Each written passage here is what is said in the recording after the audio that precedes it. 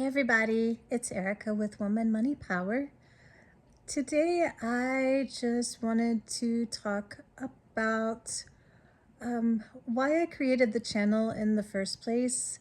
Not surprisingly, Woman Money Power has a lot of personal significance because of stuff that I have personally gone through. And I just want to let you know that I'm not here just talking, I can very much relate.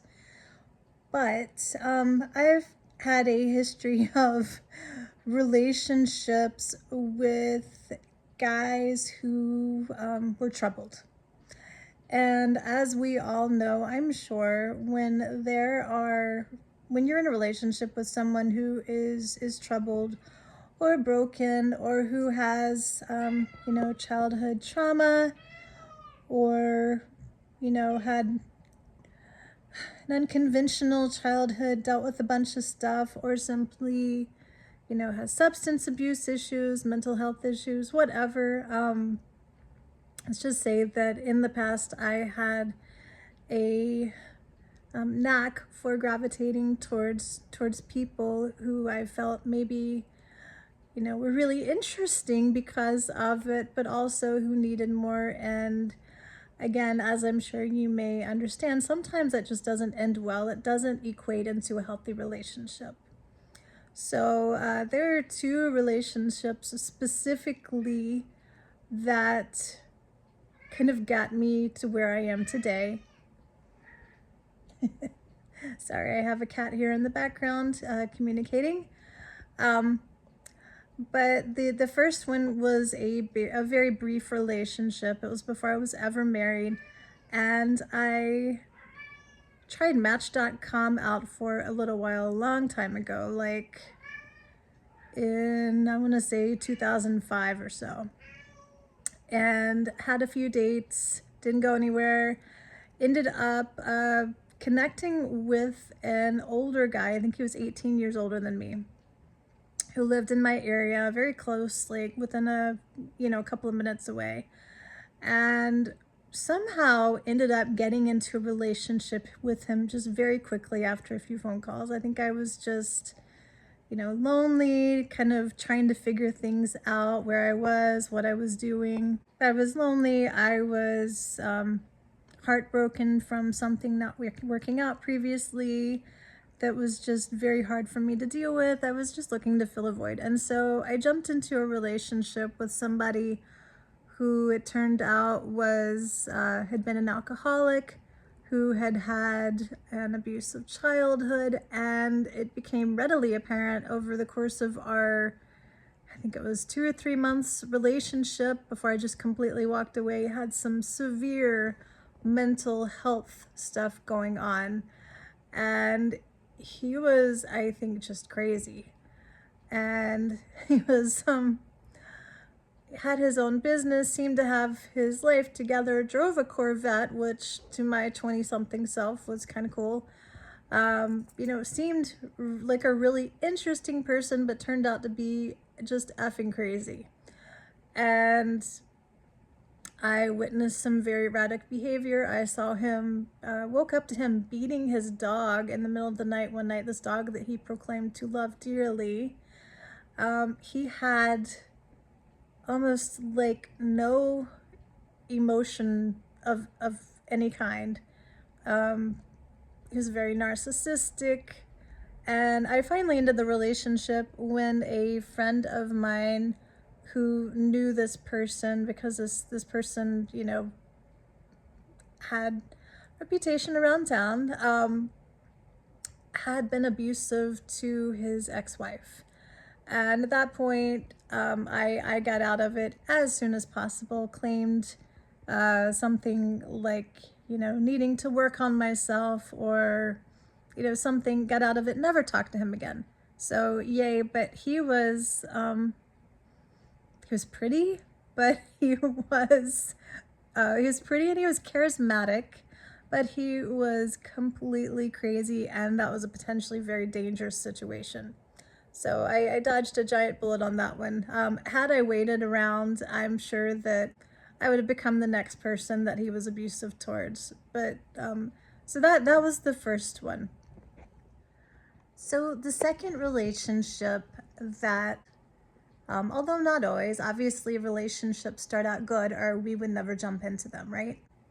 He was really interesting, very, very smart, charismatic, kind of quirky.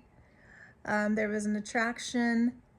And I knew up front that he drank too much, although I think at the time I was just very naive about what that meant long term. And anyway, entered into I would say, about a 6-year relationship with this guy. And it again did not end well. This is a person that I had a child with, and his drinking, as if you've ever dealt with somebody who is an alcoholic or abuses drugs, it may start out seemingly not that bad and it can quickly spiral out of control. And after our daughter was born, he'd been sober for like a year and a half. About a month after our daughter was born, he started drinking again, and he hid it from me for a little while, but then it got worse, and the verbal abuse and the raging started, and he would get drunk and he would just tear me down. He would rant at me. It was really, really scary behavior, and for a little while, I tolerated it because he was the father of my child, and I had, big hopes of things just getting better, because that is what we do, right? We hope for the best, especially when we have a kid with somebody. We just want things to work out. And I couldn't imagine my daughter not having her father in her life. So hung around for a while. It got worse.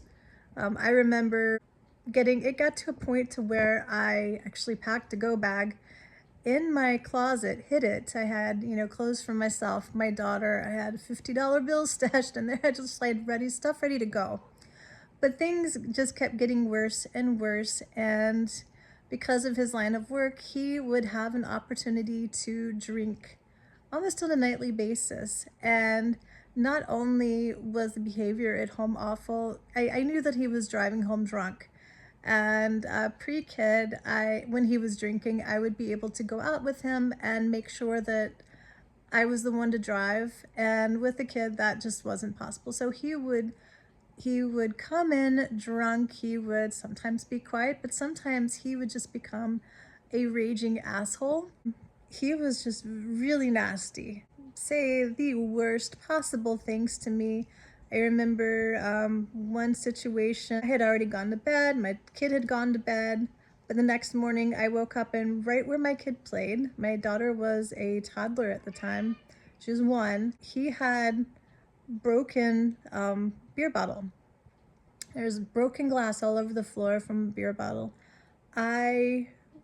Before our relationship finally ended, I would go out every morning to check the trash can for bottles, and there would be a lot.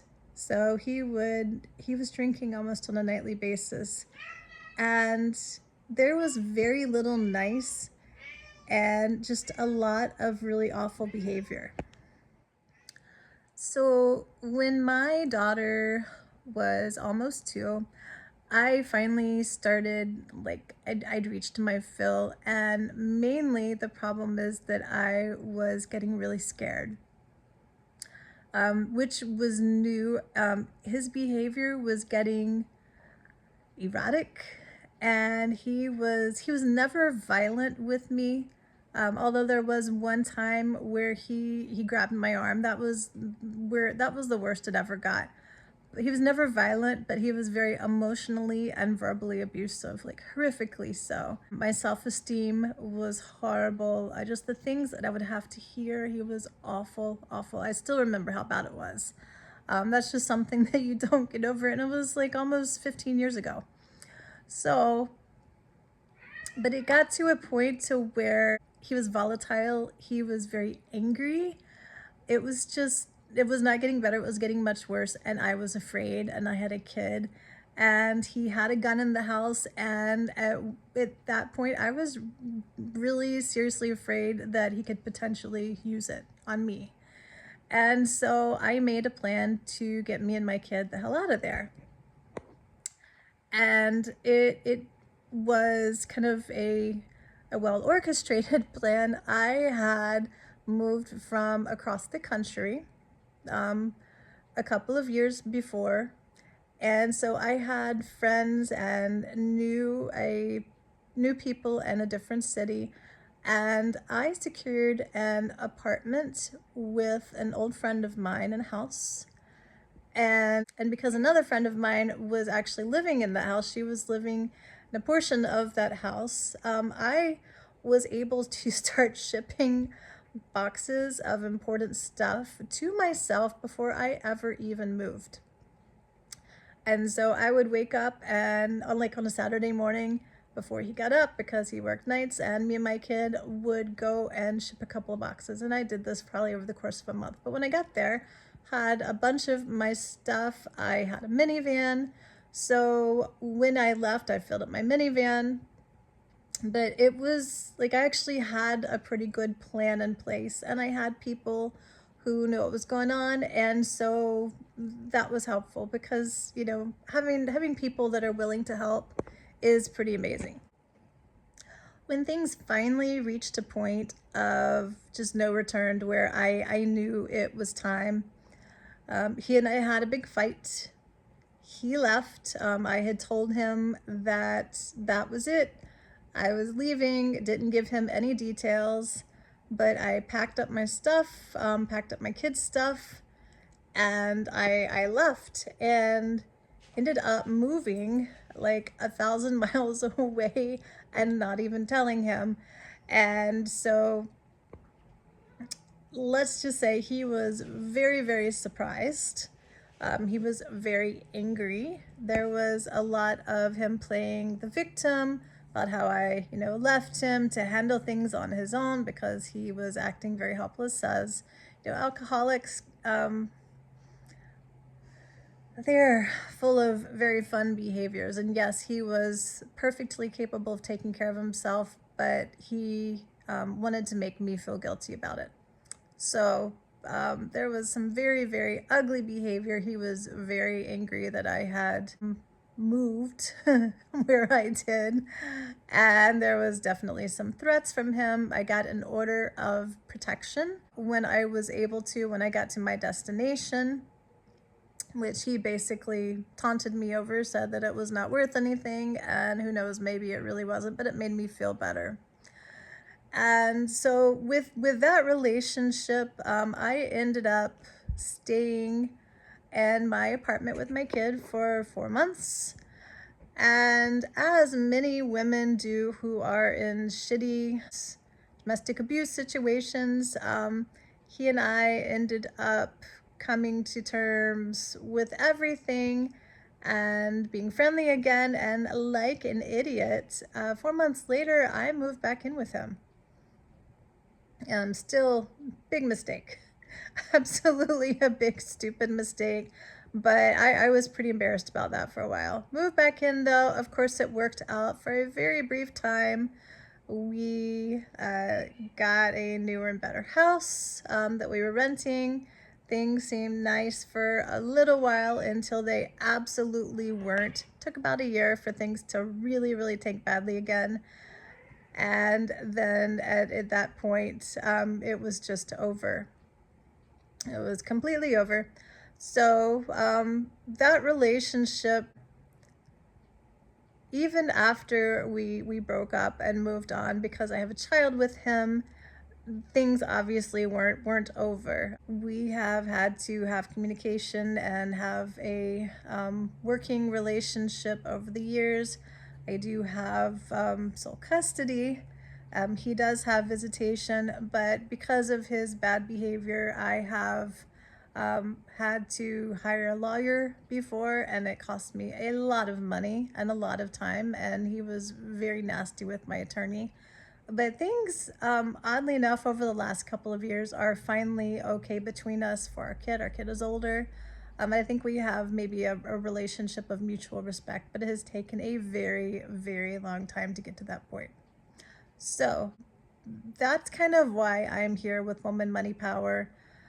I realize it's not easy. I realize the angst and the trauma that you can go through being in bad relationships. I have been there. I do realize that a lot of you are in relationships worse than the one that I was in, or the two I was in, but really the long-term one was the major one.